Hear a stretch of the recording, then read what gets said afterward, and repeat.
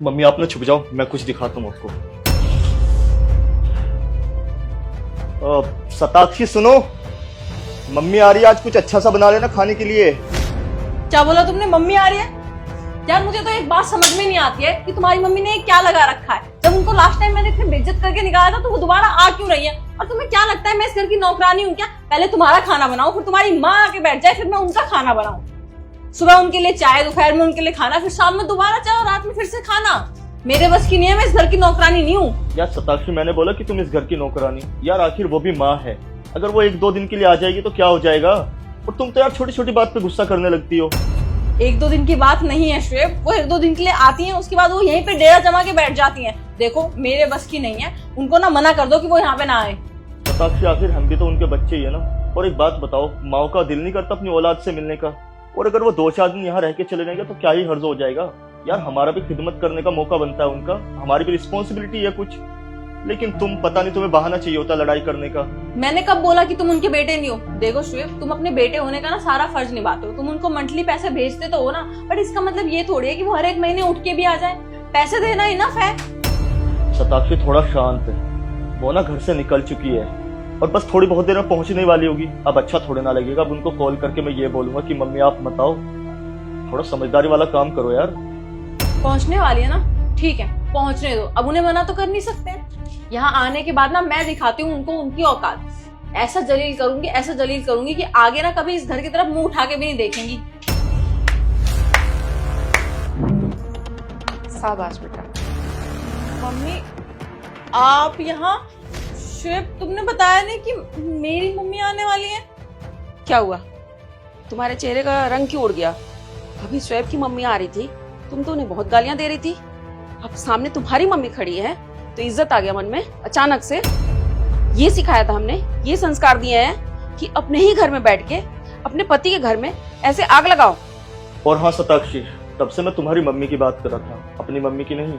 और मम्मी की देखो ना, आपकी बेटी का संस्कार। आज मैं अपनी फैमिली से जो अलग हूँ ना, सिर्फ आपकी बेटी की वजह से, क्योंकि ये मेरी फैमिली को ना कुछ नहीं समझती और आप लोगों की देखो कितनी इज्जत करती है। और अब इसको पता चला कि अब मेरी मम्मी आई है तो देखो किस तरीके से टोन बदल गई इसकी। दामाद जी मैं क्या बोलूं, मेरी तो हिम्मत नहीं हो रही है कि मैं आपसे नजरें भी मिला सकूं, लेकिन मैं अपनी बेटी की तरफ से आपसे माफी मांगती हूँ। मम्मी जी आप ऐसे हाथ मत जोड़िए, लेकिन मैं ना मजबूर था, मेरे पास कोई चारा नहीं था इसकी सच्चाई दिखाने का, इसलिए चोरी छुपे आपको मुझे यहाँ बुलाना पड़ा। अब मम्मी जी आप ही बताइए ना, इसको समझा समझा के मैं थक चुका हूँ कि मिलजुल के रहते हैं, प्यार से रहते हैं, आखिर है तो परिवार ही। लेकिन ये बात ना इसको समझ ही नहीं आती। मम्मी आज मैं इतना कामयाब हूँ, लेकिन आज मैं अपने पेरेंट्स से ना अलग रहता हूँ। रीजन सिर्फ शताक्षी, क्योंकि ये रहना ही नहीं चाहती उनके साथ। और एक बात बताओ मम्मी जी, अगर आपकी औलाद आपके साथ ऐसा करे, आपको घर से निकाल दे, तो आपको कैसा लगेगा? सही तो बोल रहे हैं दामाद जी, क्योंकि समय का पहिया तो घूमता रहता है। जो जैसा करता है ना उसके सामने वैसा आता जरूर है। आज तुम इनके मम्मी पापा के साथ कर रही हो, कल तुम्हारे मम्मी के साथ ये हो सकता है, तुम्हारे भाई भी हो सकता है कि मुझे घर से निकाल दें, मुझे दर दर की ठोकरें खानी पड़े, मुझे भीख मांगना पड़े, फिर कैसा लगेगा शताक्षी? नहीं मम्मी, भाभी भी मुझे पूरा यकीन है, वो आपसे बहुत प्यार करते हैं, वो कभी भी आपको घर से नहीं निकालेंगे। अच्छा, मतलब तुम प्यार नहीं करती शोएब की मम्मी से? वो तुम्हारी मम्मी नहीं है? एक बात बताओ बेटा, एक बहू ना बेटी तभी बनती है जब वो सास ससुर को अपनी माँ की तरह इज्जत दे और प्यार दे। जब तुम प्यार दोगी ना तो वो तुम्हें दोनों हाथों से गले लगाएंगे। सॉरी, मैं आगे से ऐसा कभी नहीं करूंगी।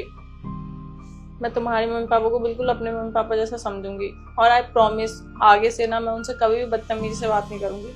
मुझे समझ में आ गया है, परिवार तो परिवार होता है ना, चाहे वो मेरे मम्मी पापा हो चाहे वो तुम्हारे मम्मी पापा हो। प्लीज मुझे माफ कर दो। माफी मांगने की कोई जरूरत नहीं है शताक्षी, मैं तुम्हें इसीलिए तो समझाता हूँ यार, वो मेरे मम्मी पापा है, थोड़ी उन्हें भी रिस्पेक्ट दिया करो। और जहाँ पेरेंट्स का साया होता है ना, उस घर में हमेशा खुशियां बनी रहती है। लेकिन पता नहीं तुम्हें आजकल की लड़कियों की तरह कैसे भूत चढ़ा हुआ है कि मुझे तो अलग रहना है। लड़ाई झगड़ा करके आखिर होगा ही क्या? छोटी सी जिंदगी है यार, हंसी खुशी काट लो। अब मम्मी आप ही समझा लेना, बाकी मैं तो समझा ही चुका हूँ उसको। हाँ मम्मा आप बैठो, मैं खाना लगाती हूँ।